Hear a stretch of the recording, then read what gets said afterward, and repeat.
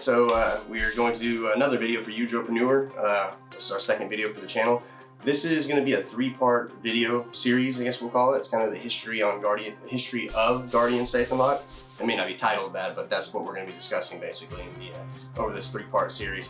So today, I'm going to basically give you a little bit of background, how I got into locksmithing, where I worked at, how all that unfolded, what happened whenever I started to want to get my own company, what were the steps that I took to do that, and then the process of leaving my first employer, and then the build out of the new vehicle, and the journey of getting a couple guys and then turning it into a shop, and then taking that shop and building up the team and bringing in more services, and then taking it and getting a bigger shop like this one, and then building again up bigger. So we're gonna break all that down for you in a three-part series, okay? And then we're gonna have kind of a, it's not necessarily part of the series, or maybe it might be, a final video, a fourth video, but it may be released on Guardian Safe & Lock, I'm not sure, maybe released on this channel, not sure yet, but that's gonna be the, about a year and a half in the making of this facility being done finally. We're still working on it, there's still more things to be done, but we're getting very close. So, this is gonna, if anybody out there who want to know about it or enjoys these kind of stories, then we'll go ahead and explain it all to you. So, how it started off first is at a friend of the family. Okay, a friend of the family owned a locksmith shop. I'm not gonna mention the name, just not gonna mention the name. There's no point of it. But started with a friend of the family. It's one of the big locksmith companies here in Houston, bigger, been around 40 years or so. Wanted to get a trade. I've always had my own businesses, always been eager to be an entrepreneur. So I knew, hey, I'm gonna try to learn this trade and then I'll go start my company. So, or unless they have management positions for me to move up, then maybe I might stick around. It just depends. So, went in there for about 3 years, learned as much as I could, a little over 3 years, and then basically I worked 7 days a week nearly almost all 3 of those years once I got fully trained. No one worked weekends, they were never open on the weekends. I said, sign me up, like 50% profit on all the jobs in the weekend. So literally every weekend I was doing 3 or 4 or 5 jobs sometimes or more with the previous employer, my company that I got started with. So anyway, after that, I said, you know what? They're not really wanting to grow. They have no desire to get bigger. They have no desire to take on new products and no desire to be a front leader in the industry or anything. It just, we're here. This business has been working for 40 years. Let's keep it working. Well, now they're in business for almost 50 years, and we've been in business for 10 years, and we're just as big as they are already. And we're about to be probably a little bigger than them pretty soon. So you can't stay, stay still. You got to keep moving forward at all times. This one's always coming for taking more of the market share. So if you want to keep your portion of it, you have to keep moving forward. So I said, all right, well, there's really nowhere to move up here. You know, I guess I'm going to start my own company. I really want to do it. I've had many businesses over the years, from when I was 7 to 12, 13, 14, all of those years, selling candy at school, buying bulk, selling quantities, things like that, hustling, starting a networking company, starting a cleaning company, started a custom guitar company, started a retail store company. Many companies I had over the years, and all of them were successful. It's just that I didn't really like what I was doing. So I kind of got to the point where we're making a lot of money, but I have to leave my job now to make this work, and I don't like it enough, so I'm not going to do it. Well, with locksmithing and security, I said I do love what I do, and I do want to start my own company, and I know I could do it better. And I want to innovate the industry. This industry needs a revamp, basically, is what I thought. And I said, you know what, I'm going to start a company. I'm going to build a brand so good, and that no one could compete with us. We're going to do the best in everything we possibly can, offer all the services we possibly can, start from scratch, train everybody I get from the ground up, and do it the right way. So it takes a lot of time to do that. What I did though originally is I have my truck, Ford F-150. I'll go take it to the vehicle in a minute where it all started. It's a regular cab, 2002 F-150 black. I said, all right, well, I need a shop. I'm going to turn this into my shop. And I like things to look correctly and look nice. So I was like, well, I need to get a black camper, and it needs to be tall enough so I'm not getting in the back of my truck and bent over trying to do it, my back's all hurt. So I need a tall camper that can fit me in and work good. So I got a matching black camper, put it on there. It was like $2,200. The camper, previously, my previous employer, I was working out of an extended cab F-150 that was older and had about a $300 camper on the back of it. And that was miserable. So I said, I'm not gonna put that cheap one of mine. I'm gonna make it comfortable with the best of my company and build this brand the right way. Make my truck look nice. Day one, I need uniforms, I need invoices, I need everything to look like I'm a legit company. Because when you're a one-man show getting started, people don't want to spend a lot of money with you because they don't know if you're gonna be around to warranty their work in the first place. So it takes a lot to get to that point. So I made sure that at least I presented myself as a bigger company and that I had my stuff together. I come in a uniform, I come with my invoice with everything on business cards, everything right. So I got the Ford and I started the build out of the Ford. And I was doing this while I was employed with my employer. And after I got it built out, basically, while I was building it out, I went to take the test. You have to take an owner's manager test with a private security bureau in Texas. So I wanted to go take that test and get my owner manager license so that I could start my own company. Because you can't just, if you're a licensed locksmith, you can't just go start a company. You have to have someone that signs off on your experience. You have to go take all this test, do this big old test, it's a pain in the butt, get it done, approved, and you get your owner's manager license, and now you can be your own business. So let's go take you to the vehicle where it all started, the 2002 Ford F-150, black truck. It's the first truck I bought when I was 19 years old. I bought it brand new and it's still driving right now. And it's a standard too, so anyway. But let's go take a look at it. This is the vehicle that started it all. This is the 2002 Ford F-150. I bought this brand new when I was 19 years old, right here in Tomball. I literally live 2 miles from here, maybe at that. One of our videos, we actually went back to my old house and did a job there. They turned it into like a center for people that are dealing with addiction or something like that. So, but anyway, you can check that video out here. I'll have to put a link up here for that video. Anyway, so this is the truck that started it all.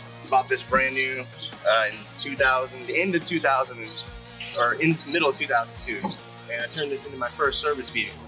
So this is the camper that I was talking to you about, and this is the inside of it now. We've kind of taken a lot of the stock out. We took the HPC machine out for now because the tech that was driving this truck is actually on leave for a little bit. So we decided to take the machine out, take the parts out, and utilize them until he comes back to get it going. It's this whole COVID thing. So me and my father built this in middle of the year of 2010. It was our first service vehicle. I got some pictures here, actually, I brought them. And when this thing was first done, it looked like that, nice and clean. I don't know if you see it. Okay, and then that's how nice the vehicle looked whenever it was brand new painted. I had it repainted about 6-7 years ago, and then that's when I had hair. And that was actually my uniform for the other company I was working for, but I was building this truck, and that was my dad that took that photo.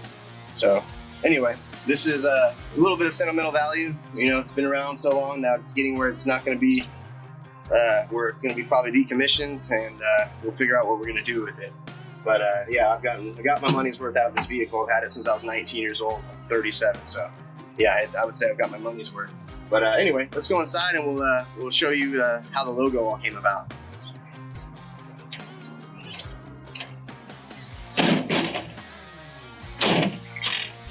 All right, so now that you've seen the truck, that's where it all started at. And like I said, I showed you the pictures. I don't know if the sun made it hard to see out there, but there's the day I actually built the first truck for the company. And that's what the vehicle originally looked like. I had it repainted also. And then that's what it looked like inside of the vehicle when it was all clean. So, back to the story on what happened there. So I was building out the build out of the truck, got it all built out, didn't have a decal yet, came into work Monday, and then my boss pulled me in the office and he was like, hey, I noticed that you got your owner's manager license. I was like, yeah, I did actually. I was actually gonna let you know at the end of this week that, you know, I'm gonna put my 2-week notice in. And of course he wanted to keep me there and stuff, but I told him, hey man, you just don't have anywhere for me to go up, and I'm not the guy that's content, you know. So I was like, unfortunately I'm gonna have to leave, you know, and do my thing. So he was okay with it. He didn't like it obviously because he wanted to keep me, but he was okay with it. So finished out 2 weeks there, got a decal, and then all of a sudden I'm no longer getting that good paycheck. Now I gotta go find money because you can't just all of a sudden put up your website and then people are gonna start calling you or anything like that. This is when map listings were very new too. So I was just doing everything I could. I mean, it was very hard. You know, I was going through different companies to generate leads, you know, everything I could possibly think of. I was going door to door knocking on places, businesses, and just saying, hey, you know, I got this, here's a card, I can rekey this and that for you. Oh yeah, can you make me a key? Sure, cut it. $10, you know, whatever, anything I can make. So I did that for the first couple years. Then after, let's see here, this is part one, so I don't want to go too far into the future. After doing that, after leaving my employer, I went and started my own, like right down the street from here, maybe 2 or 3 miles, at an apartment complex, and I lived out of that apartment for, you know, 3 years, and then moved into another apartment later for about a year, and then got a house. But anyway, I was in that apartment. We'd come there. I eventually hired a first tech to go out in the field, Bobby, and Bobby and I had worked together previously, and he ended up taking the truck. No, I kept the truck. Sorry, I got a little small Ford Transit, and then he drove the Ford Transit, and he worked for me for about 4 years, and then later he left because of some family issues. But built up me, and then I had Bobby, and I had Tim at one point, another third guy, and then he had left. And then right before I started the shop again, I hired Aaron. And then about a year after Aaron, which was right around 2016-ish, a year and a half after hiring him, we got our first shop, which was down the road, which we'll talk about that in the next part. But I have some very interesting drawings here from whenever I was first creating the logo. So you can see here, this is the finished product, but you can see all my drawings, all my different types of ways that I can figure of doing this. And let me show you here. But yeah, you have all these different types of shapes. I was trying to master the G and stuff. I ended up taking a G from a font and using that and then building my key onto it. And then if you pan over there, you can see the trademark for it right there. So there's the trademark for our logo. It's been trademarked now for about a year and a half. But anyway, so let me show you some more of this here. So you can see where I had cut out things.